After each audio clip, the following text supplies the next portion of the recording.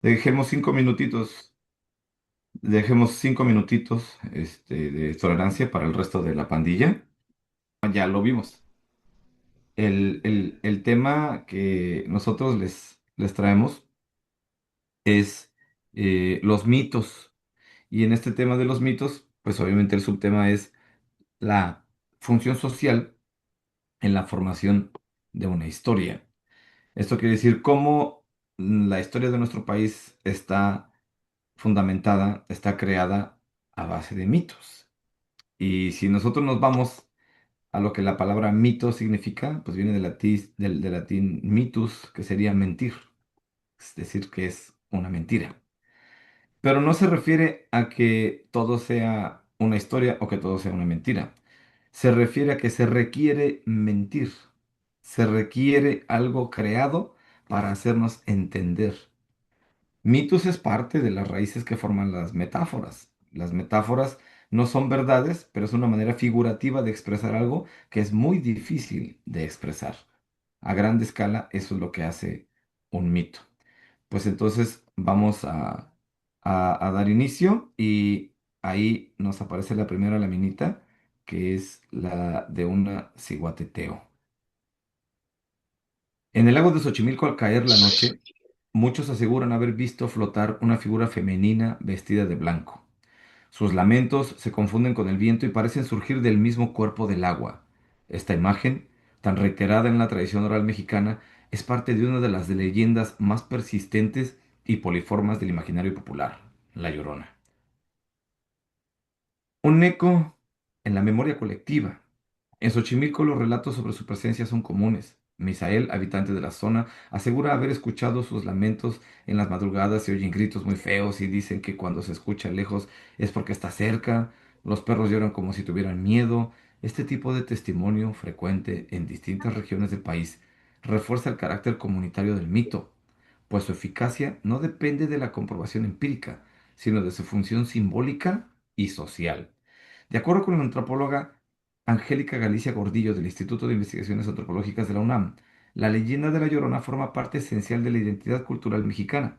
Su figura sintetiza la continuidad de antiguas concepciones indígenas sobre el agua, la fertilidad y la muerte, con influencias coloniales obviamente europeas en torno al pecado, la culpa y la redención. Pues bueno, las raíces y las transformaciones. El mito se origina en América Latina, aunque su forma más reconocible se consolida en México. A partir del encuentro entre el imaginario mesoamericano y los relatos europeos, en el viejo continente se hablaba de sirenas que seducían a los marineros para arrastrarlos a la muerte. En Mesoamérica, la ciguateteo, espíritus de mujeres muertas en parto, lloraban por sus hijos y vagaban por los caminos. Ambas tradiciones, observa Galicia Gordillo, comparten un mismo núcleo simbólico, la asociación de lo femenino con el agua, la noche y la frontera entre la vida y la muerte. Durante el periodo virreinal, la Llorona adquirió nuevos matices. Se transformó en la mujer que, presa de la locura, la desesperación, ahoga a sus hijos y luego vaga eternamente lamentándose. Así, la leyenda se reconfiguró como un relato moralizante, advertencia contra el pecado, la embriaguez o la infidelidad, y al mismo tiempo como una metáfora del sufrimiento y la pérdida. La dimensión moral y social del mito, en este caso este mito tradicional, pues son simples relatos fantásticos, son vehículos de valores o es algo más, porque pues nos da ciertas normas de advertencia colectivas. En este caso, pues la Llorona suele aparecer a hombres borrachos o mujeriegos encarnando una advertencia moral. Esto quiere decir que tiene una función tiene un impacto en la comunidad. El relato actúa como un dispositivo social que regula comportamientos, especialmente en contextos rurales o comunitarios, donde la oralidad es el principal medio de transmisión cultural. Ahí vamos a hacer un- una subrayación. La oralidad es el principal medio de transmisión cultural. Por supuesto que recordemos que desde épocas muy tempranas la escritura en Mesoamérica sí existía, pero la verdadera manera de ir transmitiendo las historias, los relatos y la mitología era a través de los cantos. Por eso algunos de estos relatos de las crónicas se les llamaba cantares, cantares mexicanos, por ejemplo. La antropóloga interpreta estos relatos como mecanismos de cohesión social. Historias que traducen miedos y tensiones colectivas en símbolos comprensibles. La Llorona, en este sentido, en este caso, es un espejo del orden moral de su época, pero también un espacio donde se proyectan las ansiedades de la vida contemporánea. O sea, de lo que está sucediendo en ese preciso instante en una sociedad, de cómo este tejido de una sociedad podría incluso fragmentarse. Entonces, uno de estos vehículos de cohesión, de reunión, de pegamento, vienen a ser los mitos. Aunque su figura se asocia con México, La Llorona aparece en relatos que van desde Guatemala hasta Costa Rica, con variantes locales. En el Valle del Mezquital, por ejemplo, se presenta como una mujer otomí que se aparece a los niños pastores. Si estos comparten con ella su comida, ella les entrega agua, un bien escaso en esa región. Esta versión conserva el vínculo simbólico entre la mujer, perdón, la generosidad y el agua como un elemento vital. Pues entonces tenemos aquí un mito de muchos. México es extremadamente rico en la cuestión de los mitos y cómo vamos dirigiéndonos con esto. Pues bueno, una manera de entender la idiosincrasia, una manera de entender la identidad, una manera de entender las creencias y la estructura de valores de una comunidad, de una sociedad pues es entender sus relatos históricos.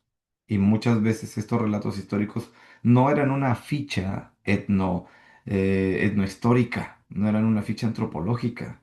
Estos relatos eran historias que iban cambiando de boca en boca, que se iban alterando, que se convertían de alguna manera en una advertencia, como lo mencionamos aquí, en, en este mito que nos va formando una identidad.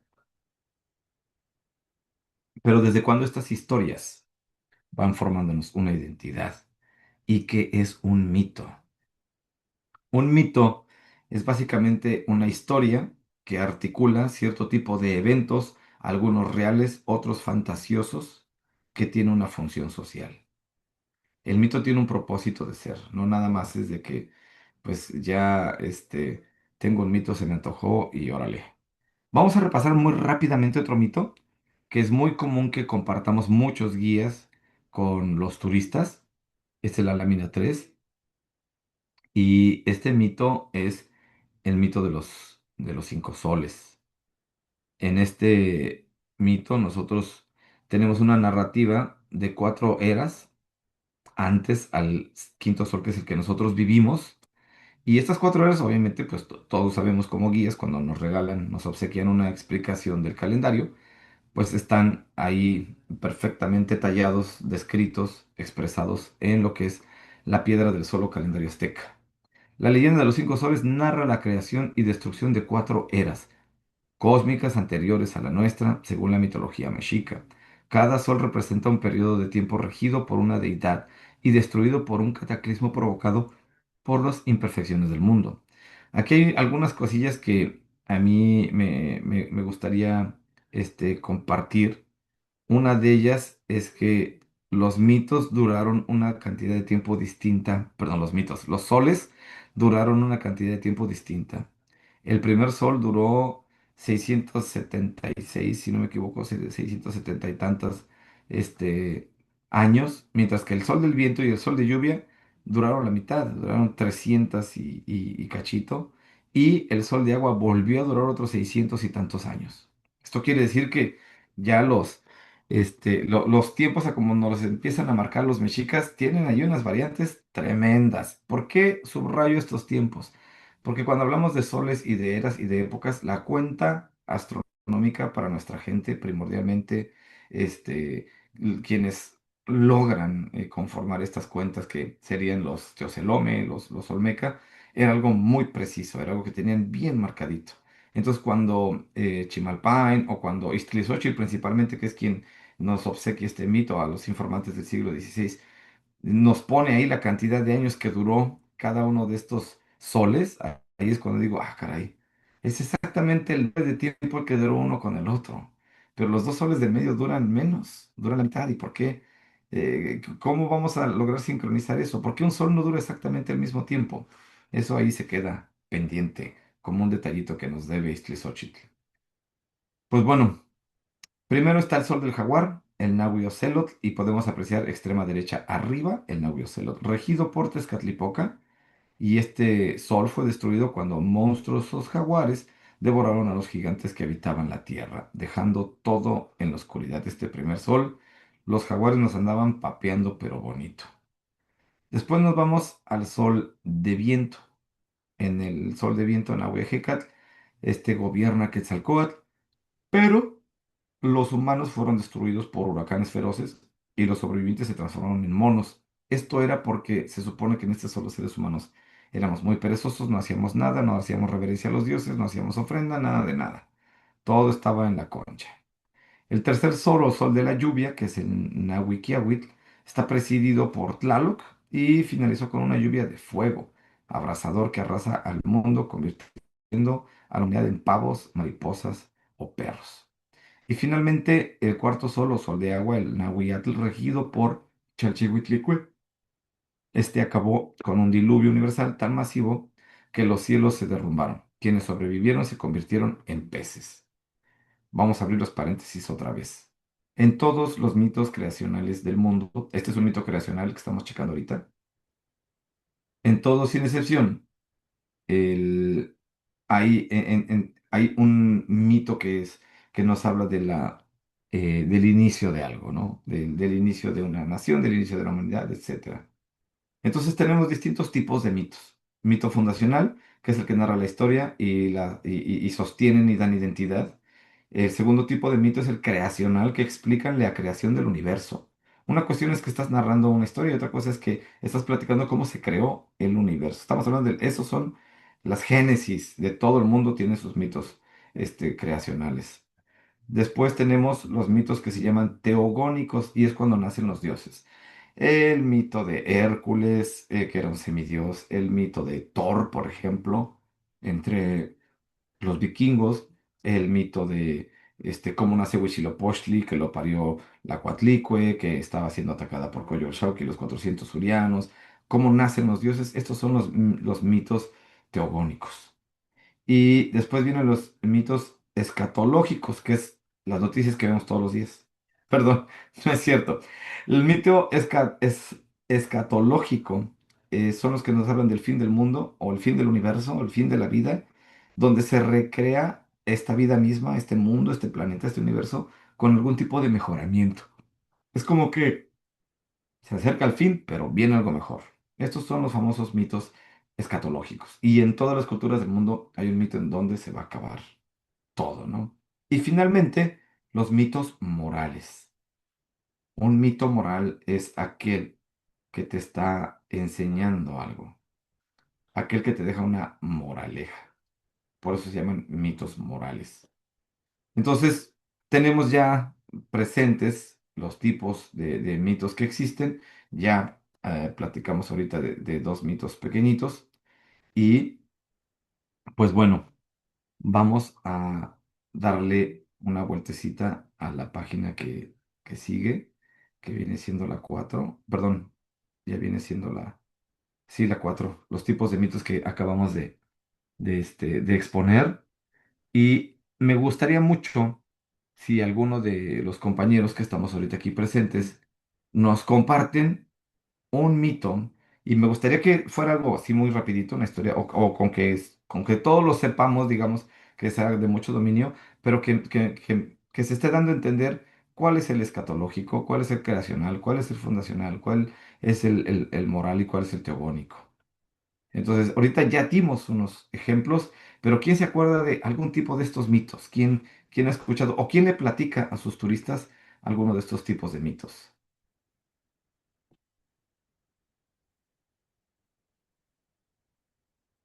Siéntanse libres de abrir su micrófono para contestar. No se amontonen. Por favor,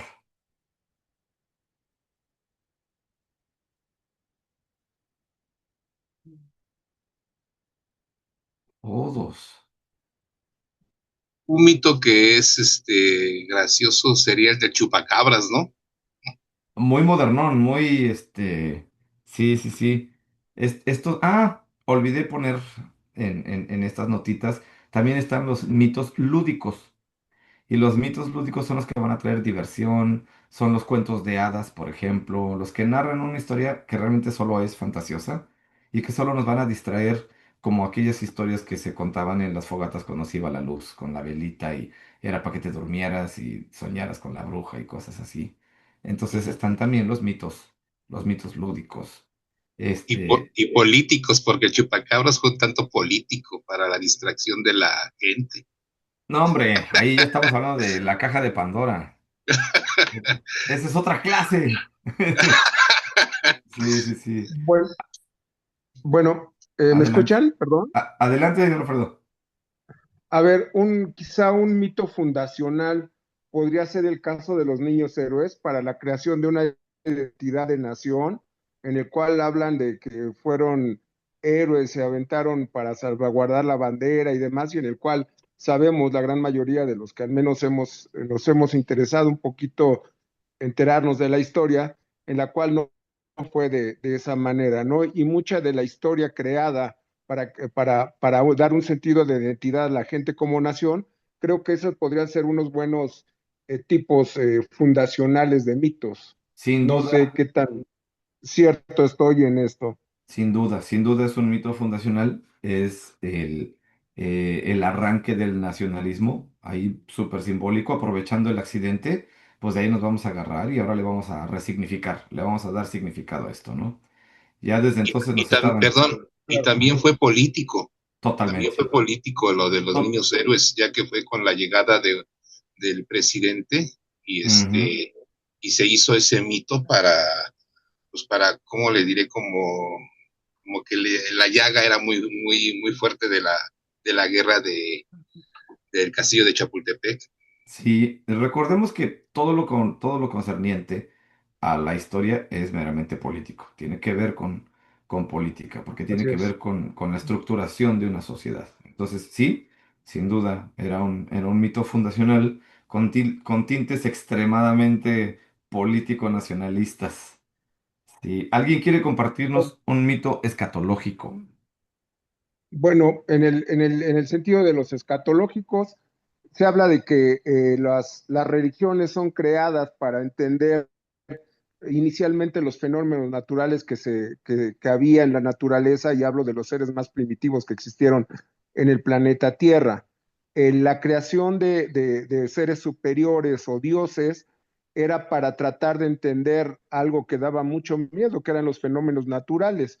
Es por eso la creación de esos reyes superiores, de esos seres superiores a los cuales había que rendir tributo, a los cuales había que de alguna manera rendirles para controlar eso que no se entendía, lo cual eran los fenómenos naturales inicialmente, y de ahí para mí se derivan toda esa serie de dioses supremos, porque de alguna manera y históricamente los seres humanos tenemos que agarrarlos de alguna creencia para controlar esos miedos que han existido a través de la historia. Yo me voy a casos, digo, muy antiguos, pero a través de la historia y en la creación de los diferentes seres supremos, pues son la idea fundamental esa, ¿no? El de no a ciertos miedos darles ¿Una una explicación? base para poder Ujú. pretender dominar esos fenómenos de los cuales a veces no entendemos.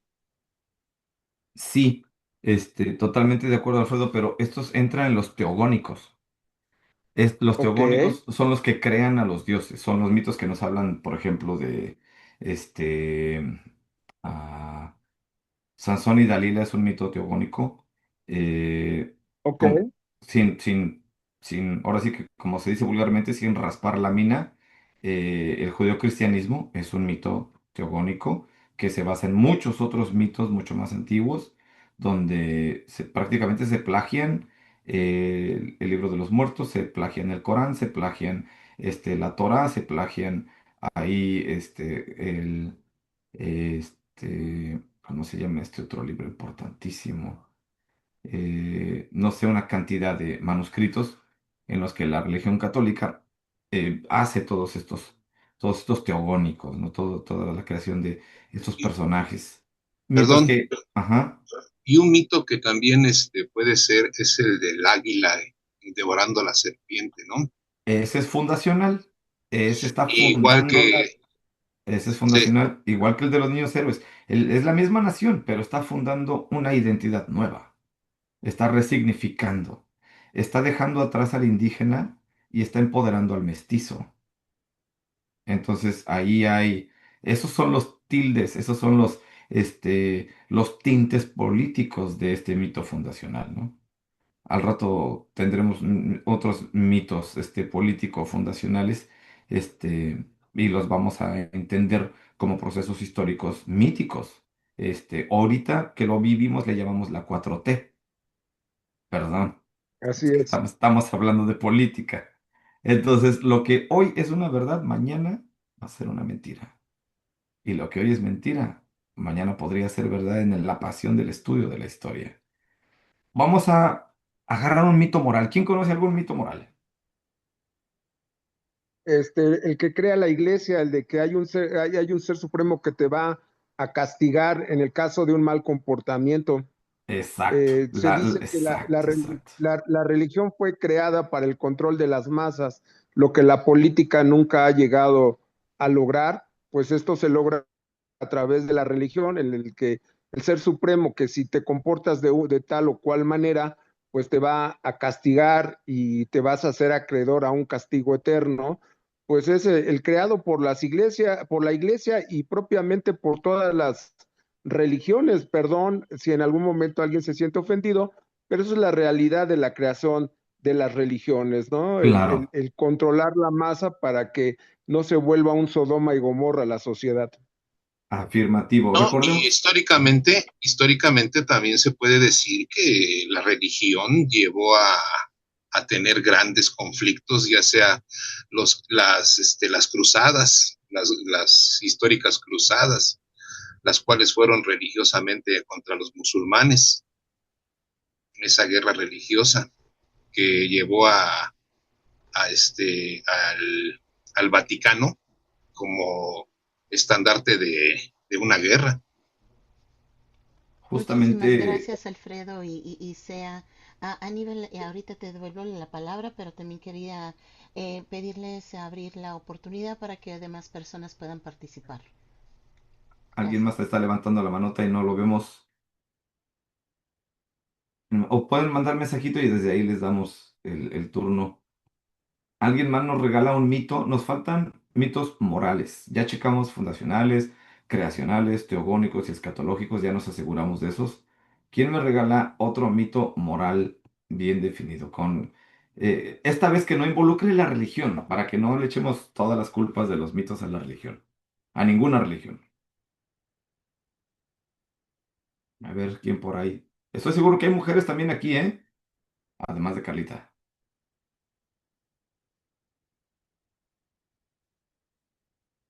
Aquí hay Adriana Leticia. Está. ¿Quién más? Creo que es la única damita además de Carlita. ¿Ya? Leti, ¿nos quiere regalar usted algún comentario respecto a algún mito moral? Hola, ¿qué tal? Buenas tardes a todos. Buenas tardes. Pues híjole, estoy tratando de pensar y pues yo creo que yo no soy feminista, la verdad es que considero que la parte masculina y la parte femenina son tanto valiosas como una como otra, pero creo que sí, de repente muchos sectores en la sociedad mexicana sí manejan como ciertas tendencias moralistas y pensantes acerca de que pues los hombres, todos los hombres son iguales o todos los hombres, y a mí me parece eso demasiado moralista o cuando la gente dice, no, pues desde chiquitos nos van enseñando a que tienen que tener ciertas conductas o ciertas formas porque eres hombre o porque eres mujer. Para mí son, digo, ahorita no lo estoy realmente considerando como un gran mito, pero sí considero que familiarmente, pues uno a veces no se da cuenta que te dejas llevar por esas ideas ancestrales, a veces de nuestros abuelos o de la gente, que la sociedad o los hombres o las mujeres tienen que ser de una manera, ¿no? Eso a veces me parece para mí como algo pues que no es tan real y que pudiera entrar en esto. No sé si sea correcto. El mito urbano de los roles de género. Correcto. El mito urbano de, híjole, aquí no, porque entonces ya nos meteríamos en una plática intensa de sociología. La vamos a hacer después, me gustaría también. Ok. Porque, ¿por qué? Porque es importante que como guías demos nosotros la impresión de alguien que se preparó para respetar a la mujer también, para empezar. De ahí tenemos que dar la impresión de alguien que se ha preparado para respetar a todos. Pero como ahorita está muy en boga toda la cuestión feminista, primero su lugar a las damitas. No, no pasa nada, no nos quitan nada. Además, hay muchas cosas que están haciendo muy bien. También se tiene que decir, también se tiene que saber. Pero por otro lado, a partir de ahí muy neutrales, porque si no comenzamos a ponerle nada más de nuestro sabor al helado y no a toda la gente le va a gustar así. Entonces hay que tener un poquito de todo, de todos los valores. Un mítico moral. ¿Quién de ustedes se vale levantar la mano, ponerle un like a los comentarios, etcétera, para no hacer una bulla aquí de transmisiones? ¿Quién de ustedes ha oído hablar de los aluches o de los chaneques?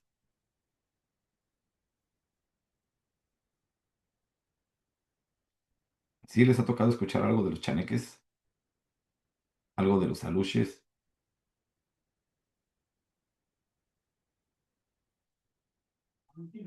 Ya, ahí está.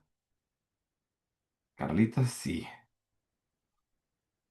Fíjese que hace algunos años, para ser preciso, hace 14 años, estábamos trabajando unos compañeros y un servidor en la formación de una sociedad civil. Y dentro de esta sociedad civil teníamos esta afán de convertir los archivos, de convertir las investigaciones en producciones artísticas. Es decir, si había un mito, si había una historia, si había un relato que tuviera un contexto prehispánico y se pudiera hacer en una puesta en escena, nosotros queríamos hacerlo. De ahí surgió Floricanto, quien hasta la fecha un servidor de ustedes dirige. Entonces, dentro de esto teníamos un compañero, al cual si en algún momento me ve dando esta clase, se va a acordar mucho de que él nos enseñó mucho de esto hace 14 años. Se llama Alejandro Suárez. Este Alex le decíamos el Triqui porque él hizo su trabajo de campo con los triquis y lo hizo justamente recopilando mitos. Y algunos de estos mitos eran los famosos chaneques. Y hay una cantidad tremenda de mitos respecto al chaneque, ¿no? Que es un duende chiquitito, que tienes que dejarle cacao en el árbol más viejo porque si no te va a perder en el bosque. Que si no, que si te llevas leña de más o si talas un árbol sin pedirle permiso y sin pagarle, te va a perder en el bosque o te va a picar la víbora o te va a aventar al lobo o te va a echar una serpiente de cascabel o un alacrán o una araña. Quien se encarga de cuidar el bosque y de llamar a los guardianes del bosque para que te ataquen es el chaneque. Entonces, después de mucho embrollo de recopilar más de 400 mitos entre la zona de mi pueblo y las zonas de Oaxaca, entra él en la cuestión del estructuralismo de mano de la literatura de Levi Strauss, entra en la cuestión del estructuralismo de mano de la literatura de los grandes antropólogos. Y es ahí donde entra el switch de la manera de pensar. ¿Cuál es la utilidad de un personaje como el Chaneque? Que no es Dios, que no te está pidiendo que le reces, etcétera, etcétera. ¿Cuál es su función social? Esta es la moraleja en sí de toda mi clase, pero la moraleja de esto está en que tú estás sosteniendo una creencia, como lo mencionaba el licenciado Alfredo hace ratito, en la cual va a hacer que la gente se porte bien. Ese es un mito moral. Y aquí hay una diferencia, y aquí es donde entra la parte interesante y cuestionable de los mitos. ¿Qué tanto se construye entre la gente con las cosas que se autoinventan? ¿Sí se las autoinventan? ¿Qué tanto se construye con las cosas que la gente experimenta? ¿Si sí la experimenta o no? Porque muchas veces hay 10 generaciones de distancia entre un relato de hace 40 años y un relato de hace 400 años. Y coinciden en lugares distintos en el mismo mito. Entonces, aquí hay cuestiones que dejaron a mi amigo Triqui, a mi amigo, un maestrazo en antropología social, Alejandro Suárez Camargo, lo dejaron escamado para toda la vida. Y este, ¿por qué sigue funcionando en la sociedad la idea de que de un ser mítico, de que un ser que no existe, te va a meter presión para que no le des en la madre al cerro? Y ahí es donde entran las explicaciones de Levi Strauss. En la cosmovisión europea, un niño es educado creyendo que un cerro es un amontonamiento de recursos naturales que él puede explotar. Mientras que en la cosmovisión indígena, el cerro es una inteligencia, es un ser vivo y tiene una autoridad.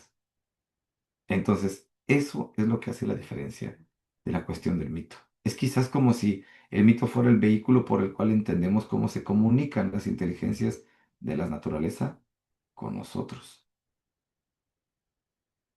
Eso queda de tarea para que ustedes experimenten sus propios mitos.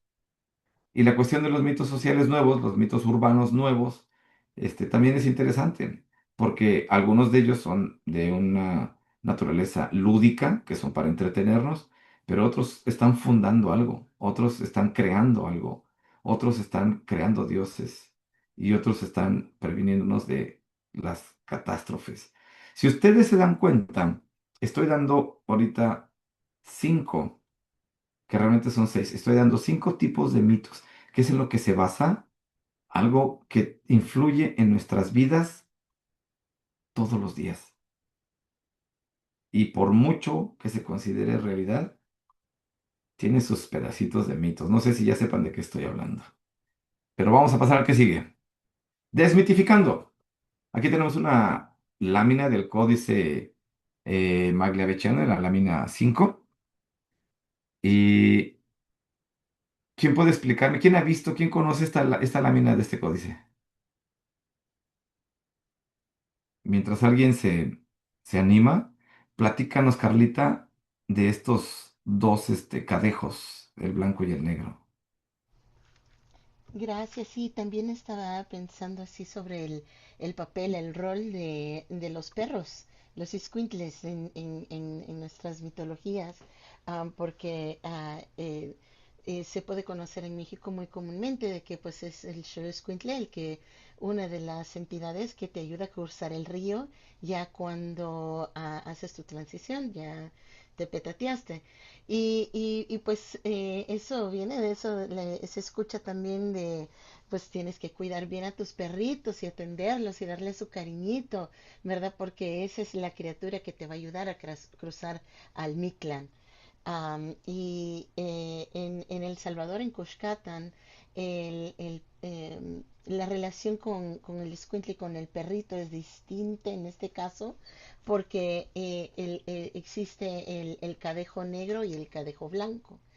Y teniendo entendido de que en diferentes comunidades tiene sus variantes este mito, pero siempre toma lugar en un bosque, en un sendero ya de noche, donde va alguien que ya se pasó de sus copas, ya sea chicha, aguardiente, ahí cada quien su veneno, pero va típicamente un hombre ya pasado de tragos en estos senderos y tienen que tener ahí muy avistado si es que se les acerca el cadejo negro o el cadejo blanco, porque en las diferentes variantes de la historia, el cadejo blanco es el que ayuda a la gente a llegar a su casa para darles esa orientación, pero como acompañante, mientras que si le aparece el cadejo negro,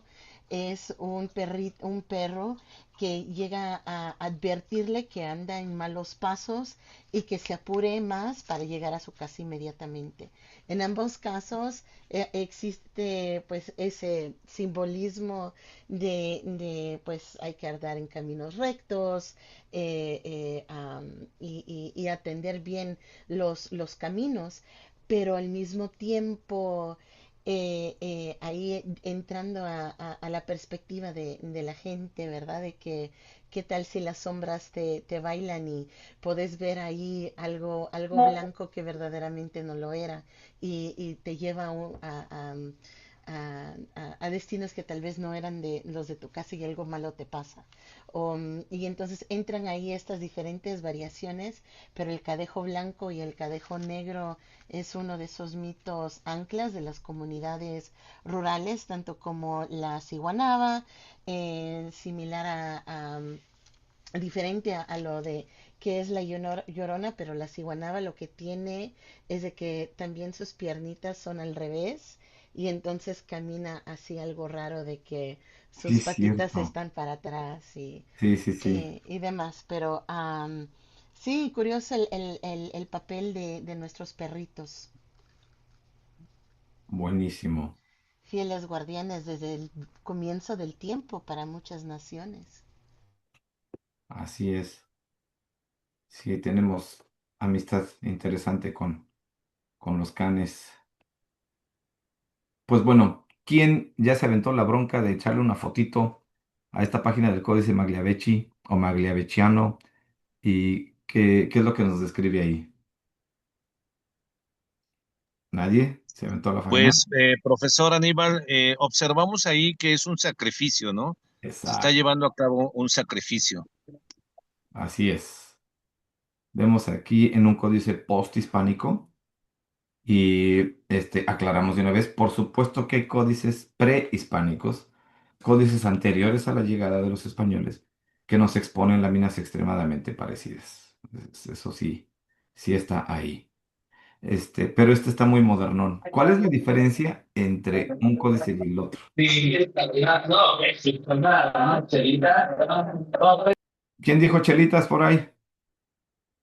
Y pues bueno, desmitificando es parte de las tareas que nosotros, los apasionados de la historia, tenemos que abordar. A veces es bien incómodo. Una parte de desmitificar es la cuestión de la existencia de los sacrificios humanos. Sí, sí existían. La otra es, para desmitificar, primero hay que ver qué es lo que significa, entender el mito.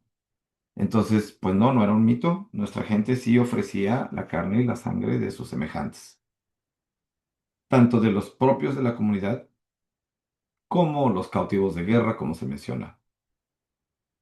Pero ¿por qué desmitificar? Bueno, primero que nada, entender qué es lo que significa la palabra sacrificio. Viene del latín sacrum o sagrado, sacro, sacrosanto. Es algo santo, es algo sagrado. Y oficio, pues es una actividad. Es la actividad, este, pues, más sagrada. Cuando ustedes se llevan algo a la boca, sea lo que sea, una lechuguita, una tortillita, un frijolito, un pedazo de pollo, un pescadito, lo que sea que ustedes se lleven a la boca. En ese acto, en ese oficio, están comiendo algo que o estaba vivo o está vivo. Ese es un sacrificio. Entonces nosotros entendemos el sacrificio como algo que sería perderlo todo para darlo para alguien más. Eso es sacrificarse, ¿no? Y en el contexto súper oscuro del sacrificio, el sacrificio humano es matar gente a lo idiota por ser idólatras. Entonces ahí hay que desmitificar esta cuestión, ¿ok? Primero que nada, no es un mito la existencia de los sacrificios, ¿sí? Porque en todas las culturas los hubo.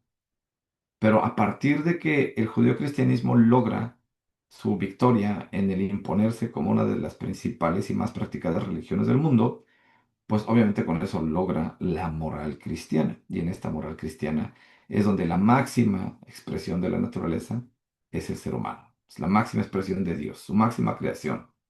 Mientras que para el resto de las culturas del mundo, principalmente las mesoamericanas. El ser humano es un animalito más, es una hormiga más, es un bicho más, es un perro más, es un pavo más, es una lagartija más, es uno más, nada más. Entonces, yo creo que en este inicio, en este centrarnos, en este pensar, ya nos quita de este escenario en el que a mí no me puede pasar algo así, o a mí no me debería de pasar algo así, o el ser humano se le debe de perdonar, o el ser humano tiene el privilegio de matar a los demás como si nada. Y eso está marcadísimo en la historia de todos los pueblos colonizados por fanáticos religiosos del judeocristianismo. Entonces ahí es donde vamos a entender, por ejemplo, por qué se forzaba a la gente a bautizarse. Si no estabas bautizado, te podían matar y no era ningún pecado. Te podían matar y era como matar a un animalito, porque en las creencias de los mitos del siglo XVI que conforman su epístola religiosa, pues obviamente estaba que el pecado solo aplicaba a ciertas cosas, ¿no? Ahí tengo yo mis 10 mandamientos, ahí tengo mi manual de cómo proceder para que tus pecados te los perdonen. Yo soy quien te los perdona, me vas a dar una lana y yo también te digo cuáles son los pecados y cuáles no son. Entonces creo que ahí la cuestión de desmitificar lo que son los sacrificios, tenemos que entender en primera, no eran ni la cantidad ni en la calidad en la que se mencionaban en muchos casos, algunos informantes, principalmente los informantes europeos, en primera, en segunda. El significado sigue estando muy lejano a nuestra comprensión si no nos hemos adentrado a estudios de cosmovisión mesoamericana con un poco de pasión, con un poquito de interés. Sí, vamos a seguir creyendo que nuestra gente era primitiva y vamos a seguir creyendo que nuestra gente era salvaje porque sacrificaba gente y lo que es todavía un poquito más aberrante es que tenemos más justificado de que los españoles hayan matado a nuestra gente por nada, por dinero, por oro, a que nuestra gente haya tenido un código de honor para morir. Ahí hay algunas cosillas.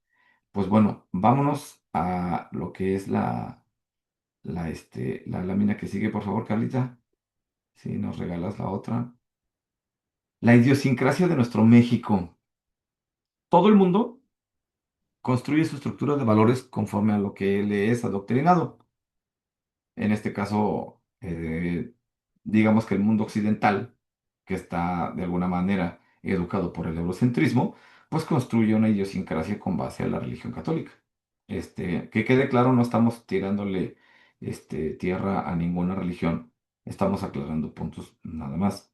Y yo soy danzante, soy muy devoto. Perdón, pero no es porque le estés tirando a la religión católica, lo que pasa es que nosotros como país, como la Nueva España, fuimos dominados por los españoles y por la religión, porque también fue Ujú. la religión que se nos inculcó por parte de aquí lo que estaba en el anterior era de los franciscanos, Así es, y me imagino también que por lo mismo de que era una persona religiosa y ver un sacrificio, pues ellos los multiplicaron en su pensamiento, ¿no? Y los claro, hicieron más extensos. Pero sí, esto es por cuestiones pues ahora sí que de la interrupción de España aquí a nuestra tierra, ¿no? así es. Entonces, es más o menos como para ir aclarando la cuestión de los hechos. Entonces, una manera de desmitificar y una manera de entender la idiosincrasia de nuestro México es ir analizando el mito y después ir analizando los hechos. Por ejemplo, no sé si recuerdan que hace unas 3 clases platicamos acerca del mito de la creación del quinto sol, donde se arroja Tecusistecas y Nanahuatzin al fogón sagrado. ¿Sí se acuerdan? ¿Quién se acuerda? Todos se acuerdan. En en esa clase platicamos acerca de este mito creacional, donde tiene mucha conexión con el Popol Vuh, con los gemelos Hunahpu, Balanque, etcétera, etcétera. Y como son paralelos este mito que viene siendo ya del epiclásico, de un origen tolteca preservado por los náhuatl, y el mito maya, que tiene más antigüedad, pero básicamente son equivalentes el uno con el otro. Y esto va formando más o menos la idiosincrasia de lo que somos, por muchas razones. Pero la más importante es que antiguamente y hasta la fecha, quien domina el discurso, domina el control. Quien domina el discurso, domina a la masa social. Entonces, eh, justamente lo que dice Carlita, ahí vemos la huida de Quetzalcóatl, ¿no? Y en este mito hay cierta moraleja, pero también es fundacional porque es la caída del emporio tolteca y, y más bien es de estos mitos que nos hablan acerca de el fin de algo, ¿no? Por la creación de algo nuevo. Termina la época de los tolteca y de ahí, a partir de entonces, viene la época de los mexica. Los descendientes de los tolteca, pues, son los aculúas y de ahí se van a los tepanecas, etcétera. Me gusta esta parte del mural porque está bien definido Tezcatlipoca, vestido de jaguar, como lo es la noche con manchas, y tiene en en su patita el espejo humeante y le está mostrando el espejo a Quetzalcóatl para que se vea que es horrendo, ¿no? Y hay muchas cosas ahí, de moraleja. Me gustaría que de tarea, quizás con la voluntad de ustedes, no, esto no es algo que se va a imponer, pero con la voluntad de ustedes que le echaran una revisadita al mito de la huida de Tula, la huida de Quetzalcóatl de Tula, porque se fue, cómo lo embriagó eh, Tezcatlipoca, por qué lo embriagó, si era tan buen gobernante, estaba en sus rezos, estaba en sus ayunos, no sé, no les voy a echar a perder la historia, pero es interesante porque a partir de ahí, de este tipo de mitos, se forma parte de la idiosincrasia de la identidad mexicana actual. Nosotros muchas veces vivimos con ciertas culpas y vivimos con ciertos complejos principalmente de inferioridad, como si tuviéramos que vivir una vida súper recta. Y si haces una sola cosa pequeñita, chiquitita que esté mal, a partir de entonces jamás vas a ser rescatado ni salvado. Queda impregnado ese complejo en la mentalidad del mexicano. Incluso mucho mexicano se abstiene de hacer lo que se te ocurra que quiera hacer, por no regarla, por no, este, por no cometer un error. Y es ahí donde, pues, aguas, porque el, empezamos a frenarnos en la vida, ¿no? Y esta imagen me gusta por ello, porque esto es impregnado incluso desde antes de la conquista, este pedacito de sentido de inferioridad. Entonces, por ejemplo, en los mitos fundacionales de la Nueva España, para fundamentar a la nueva raza y al mestizaje, pues obviamente pintamos a una virgencita morena y tenemos a la Virgen de Guadalupe. Ese es un mito fundacional, está creando el virreinato, este mito. Y este mito tiene una madre. Esto nos habla mucho de la calidad de pensamiento mesoamericano. Era más importante la mamá, por lo que tú quieras, porque si no hubieran puesto un Huitzilopochtli ahí del niño Pa antes que la Virgen de Guadalupe, y fuera más popular, y no lo es. Entonces, esta idiosincrasia en este mito, sí es un nombre principal, sí es Juan Diego Cuauhtlatoatzin, es justamente más que un más igual, es un cacique. Entonces no se le aparece a cualquiera, pero siempre fue visto como muy humilde y como menos al indio con guaraches, que era Cuauhtlatoatzin, que era Juan Diego, ¿no? ¿Y quién está dominando la narrativa? ¿Quién está dominando el curso de la historia a cómo se escribe? Porque la gente que no lo vivió no va a recordar qué fue lo que pasó, pero si se lo platican, va a recordar lo que le platican, no lo que pasó. Y esa es la parte donde yo creo que tenemos que tener mucho apertura para la comprensión de los mitos. Ahí está la función social del mito. El mito tiene que hablarte de una manera espectacular para que algo no se te olvide, pero tiene que haber una esencia, tiene que haber ahí un conocimiento que no se va a perder de verdad porque es valioso. Y ahí está, por ejemplo, el nacimiento del quinto sol. Y la parte valiosa no es que un hombre se haya arrojado al fuego, o sí se haya arrojado al fuego. La parte valiosa es que hubo un eclipse, hubo la erupción de un volcán, hubo hambre. Esa es la parte que es valiosa. Y cuando tú tienes una idea del conteo del tiempo y echas el reloj hacia atrás, vas a entonces a identificar en qué momento hubo esos temblores, en qué momento hubo esa erupción del volcán, en qué momento hubo tanta hambre, en qué momento hubo sequías, en qué momento hubo un eclipse.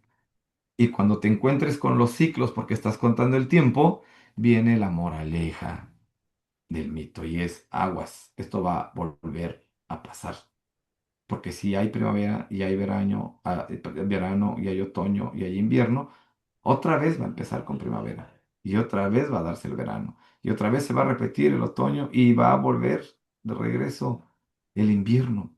Esta comprensión es la que forma la idiosincrasia de nuestro México. ¿En qué maneras?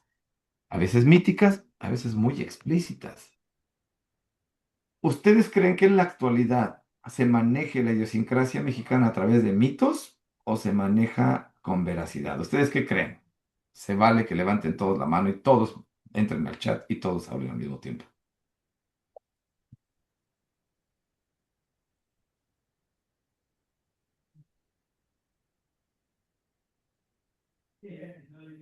Wow, creo que me quedé solo.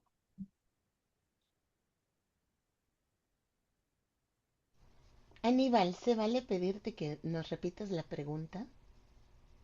¿Ustedes creen que hoy en día se mantiene la idiosincrasia con veracidad o a base de mitos, con base de mitos? Antonio, por favor, ¿por qué piensas eso? Explícanos un poquito.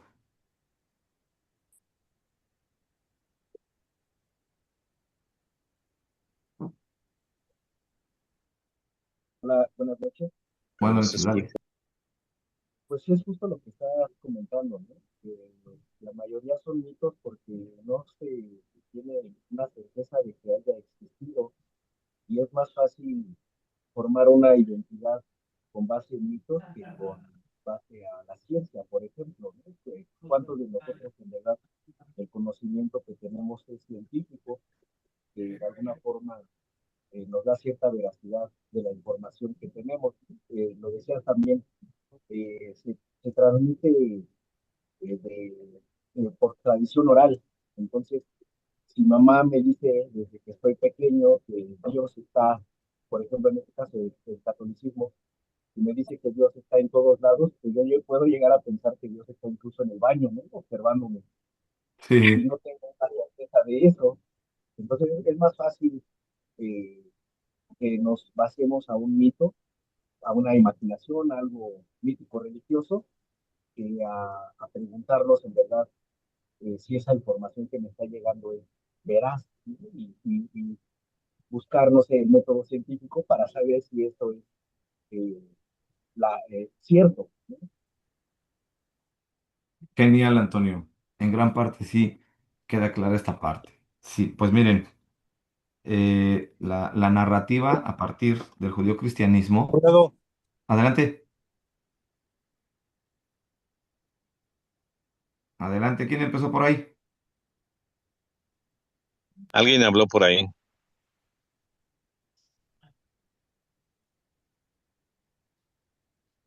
Ah, no se vio. Profesor, también podríamos platicar un poquito sobre otro mito, sin dañar, afectar sus religiones, pero pues ahí tenemos el mito de la Virgen de Guadalupe, ¿no?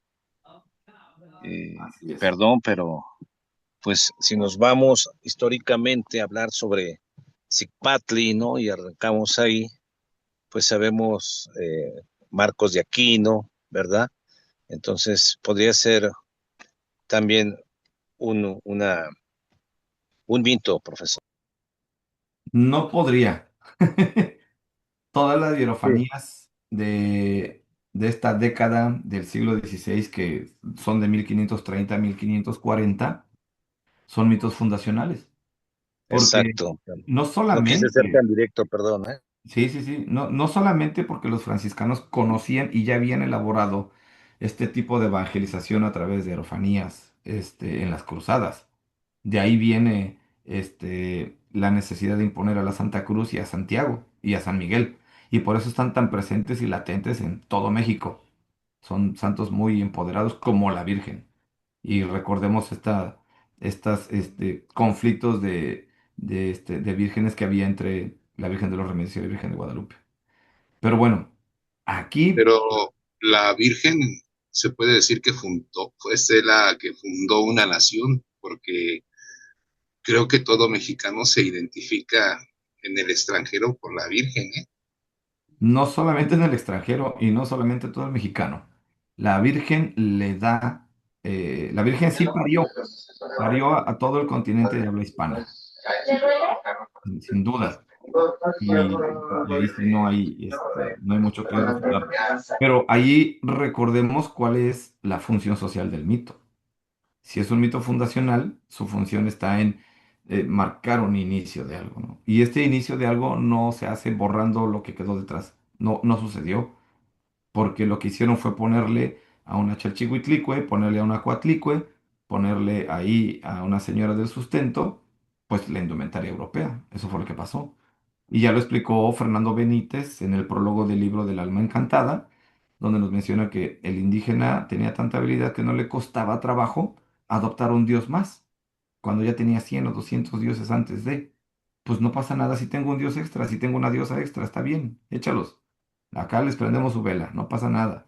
Mientras que el fraile en el siglo XVI pensaba que estaba erradicando toda la idolatría para imponer la creencia de un solo dios. Entonces, los dos se creyeron su mito, ¿no? Los dos se creyeron su mentirita. Pero la pregunta la hice realmente porque hubo como unos 3, 4 días antes de que yo tuviera preparada esta clase, me aguijoneó mucho una grabación, un video cortito de estos que salen en Facebook, que son como Reels, donde un actor de Hollywood, no recuerdo si es Denzel Washington, creo que es Denzel Washington, le hacen algún comentario un reportero de televisión. Y él, de alguna manera muy clara, muy amable, muy políticamente correcto, dice, si ves las noticias estás mal informado. Si no ves noticias no estás informado. Dice, la narrativa la controlan ustedes. De ahí salió de ahí salió mi ideal de querer exponer que los mitos realmente definen la identidad de nosotros como mexicanos. Por supuesto que sí. Pero en el momento en que no tengamos un mito, con perdón de la expresión, nos quedamos sin madre. Nos Así. quedamos sin ni madre.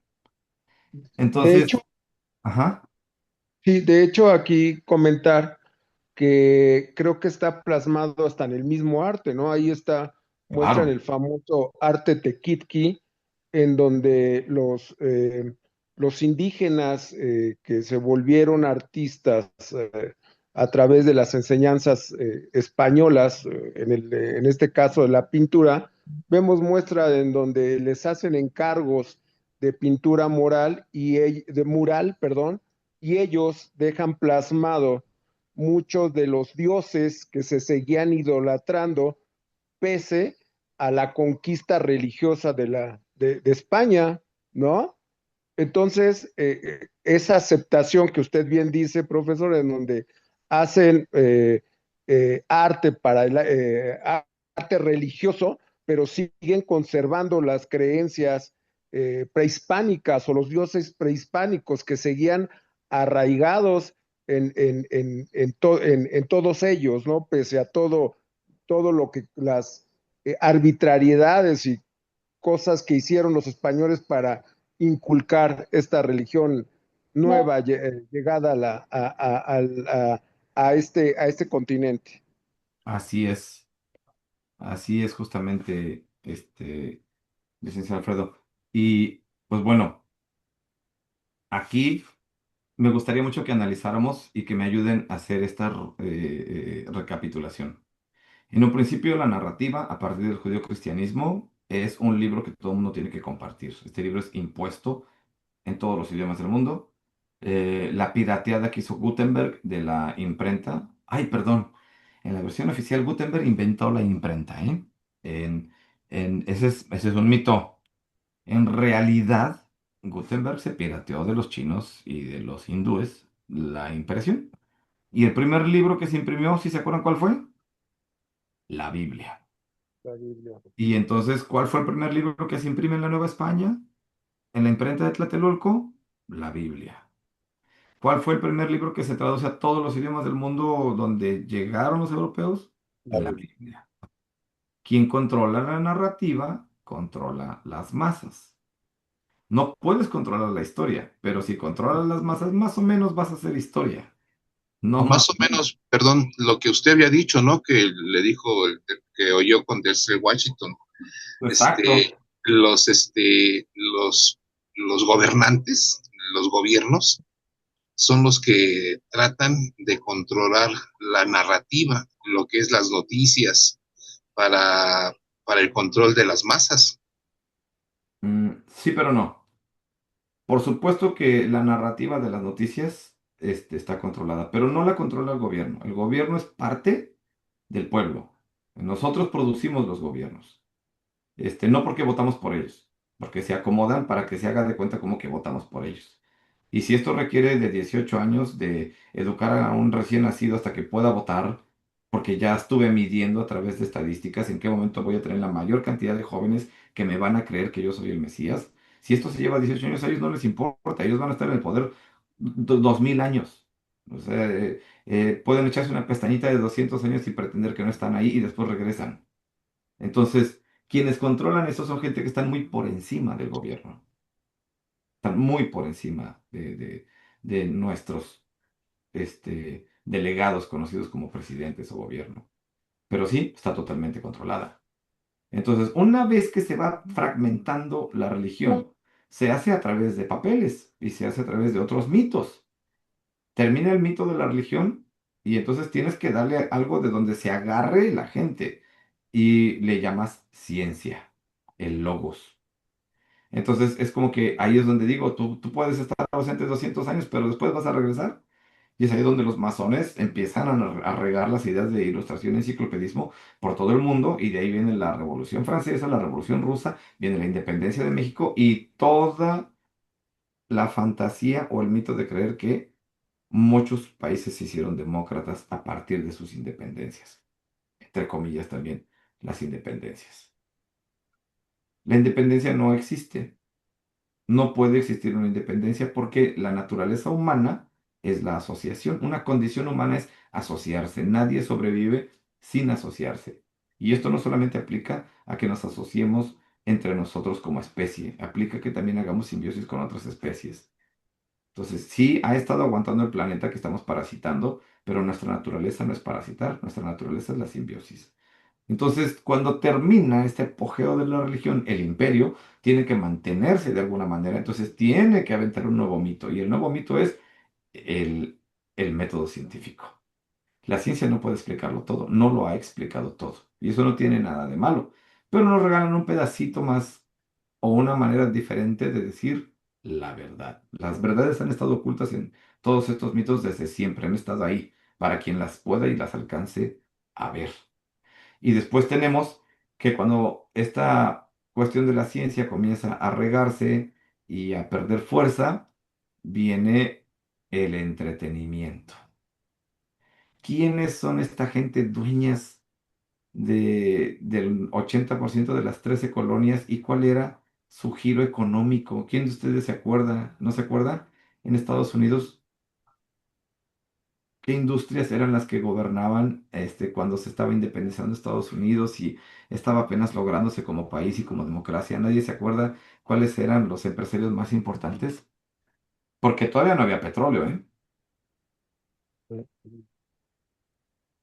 ¿Nadie recuerda cuál era el monopolio económico?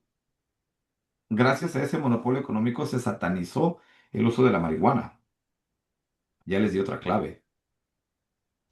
¿El tabaco? No, el tabaco fue justo antes cuando se inventaron las guerras por opioides, las guerras por drogas. Es justo después de las guerras de opioides. El alcohol. ¡Vámonos! Cerquita. Antes, entre los opioides y el alcohol. Antes de Chicago y Lama Baker, antes de Al Capone, los periódicos, las industrias papeleras, los Kimberly Clark. Esa era la gente que tenía el control económico de Estados Unidos. Nunca fueron presidentes, no tenían por qué. Para eso estaba Lincoln, para eso estaba Washington, para eso estaban todos los que han estado. Para eso siguen estando. ¿Y qué inventaron ellos para controlar la narrativa? Porque la Biblia ya no era suficiente. ¿Qué inventaron ellos con mucho tiempo de anticipación? ¿Quién se acuerda qué inventaron?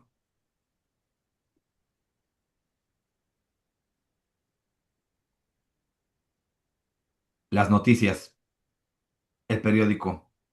Y lo que la religión regaba, que era miedo, que era culpa y que era lástima, ahora se podía regar en las noticias, en una nota roja, en el diario.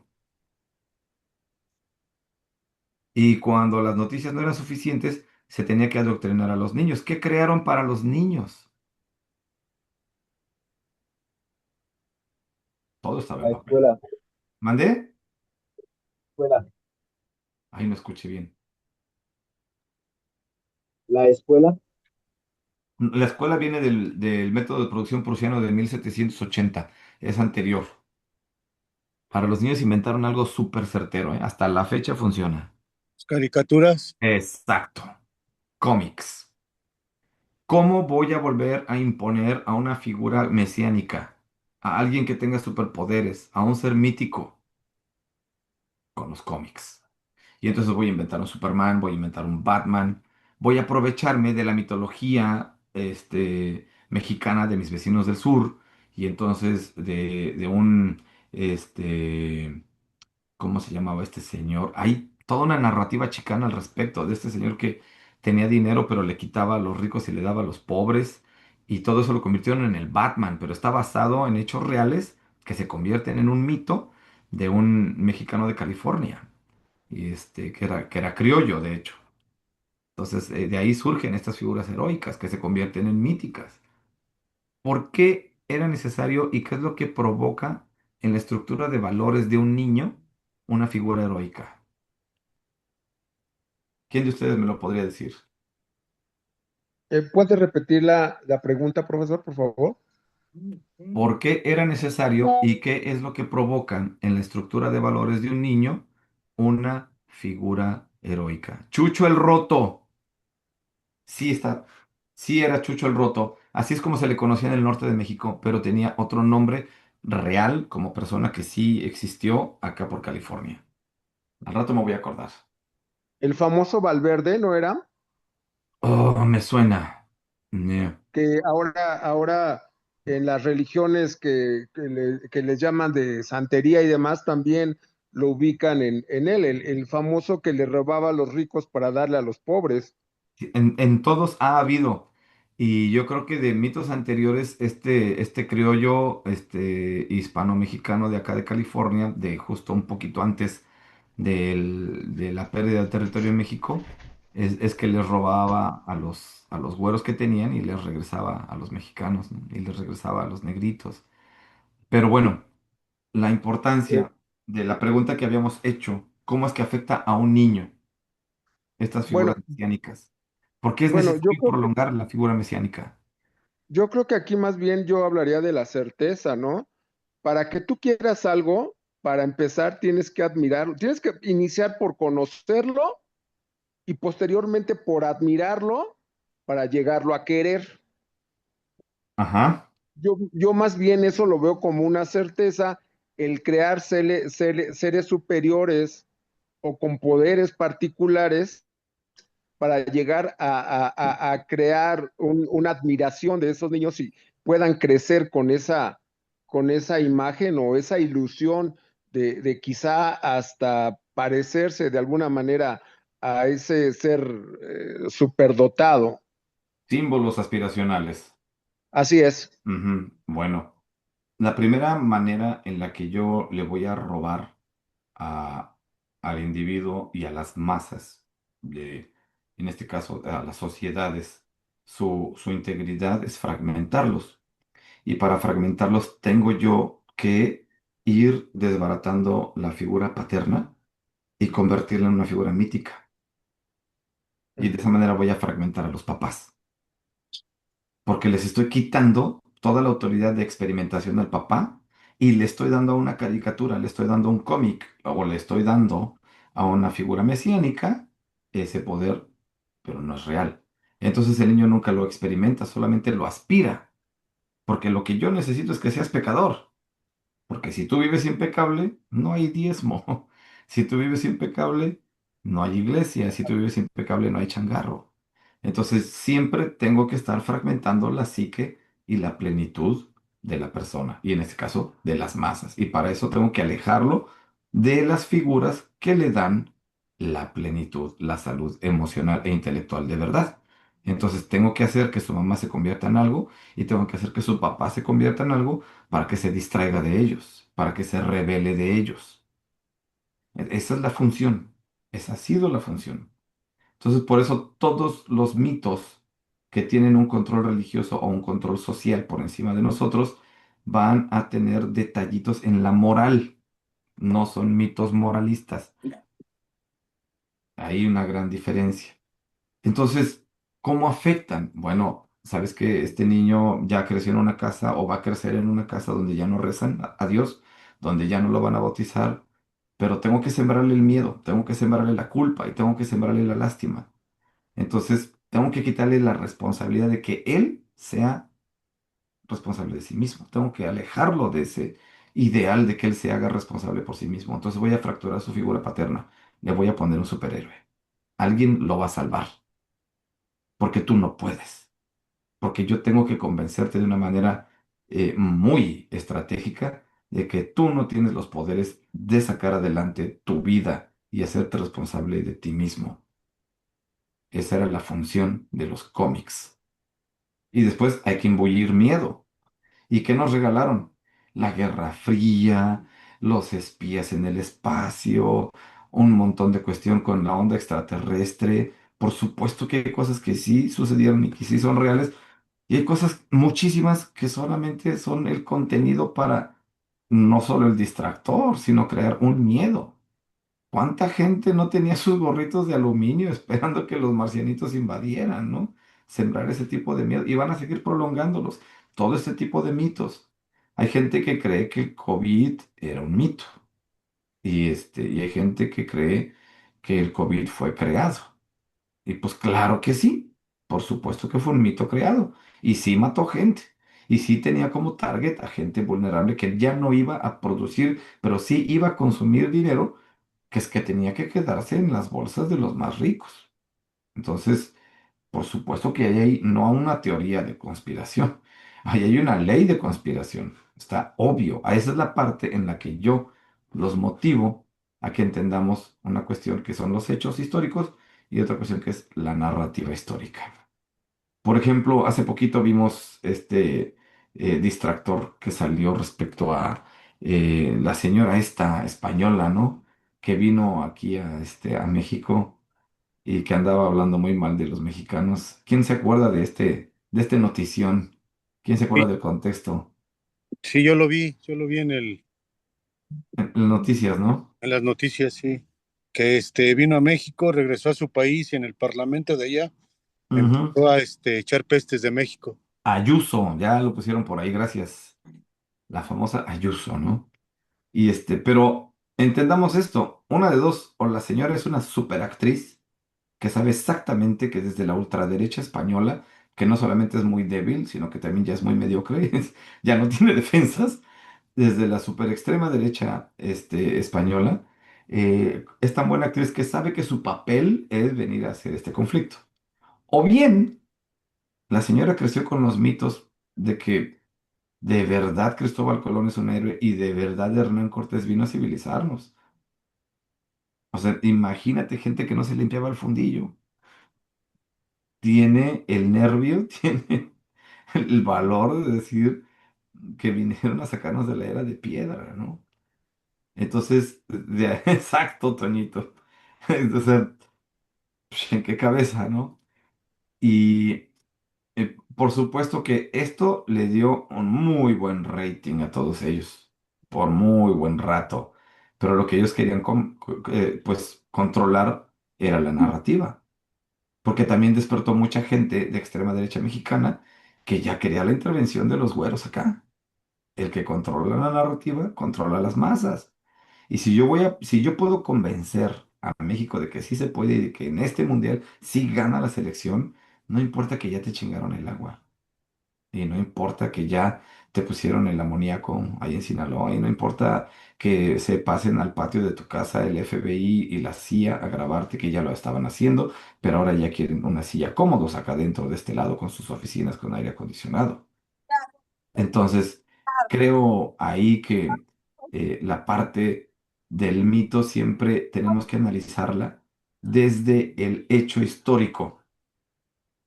Entonces, cuando nosotros, ya regresando al tema de la importancia de una guía a nuestros turistas con el conocimiento de lo que los mitos como función social tienen, de ahí nos vamos a agarrar y decir, pues mis abuelitos a lo mejor eran muy primitivos, pero creyeron que alguna vez, hace miles de años, hubo un eclipse y cuando hubo ese eclipse había habido terremotos y en esos terremotos hizo erupción un volcán y ese volcán enterró ciudades completas y hubo una reacción de muchos volcanes durante algunas décadas y eso los orilló a crear una sociedad nueva, donde la gente se organizaba, donde éramos más iguales, donde la agricultura es la base de todo, donde teníamos que estar al tanto con un calendario para poder estar al tanto de un ciclo agrícola, etcétera, etcétera, etcétera, etcétera. Entonces, cuando nos vamos nosotros a los hechos históricos y no a la narrativa, vamos a entender que ese mito prehispánico de la creación del quinto sol nos está hablando de astronomía, nos está hablando de gastronomía, nos está hablando de hambruna, nos está hablando de una tragedia natural que nuestros abuelos tuvieron que experimentar para unirse y conformar la cuna de las más grandes civilizaciones de Mesoamérica en el clásico. Entonces ahí el mito cobra un valor histórico muy diferente.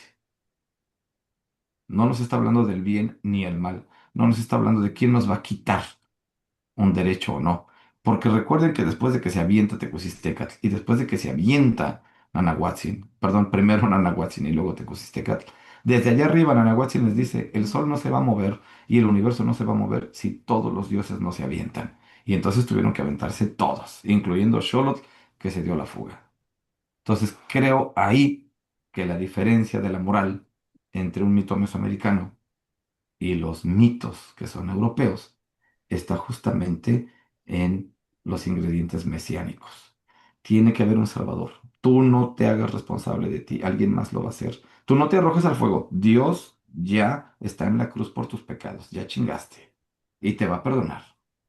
Y de esa manera yo tengo control sobre de ti.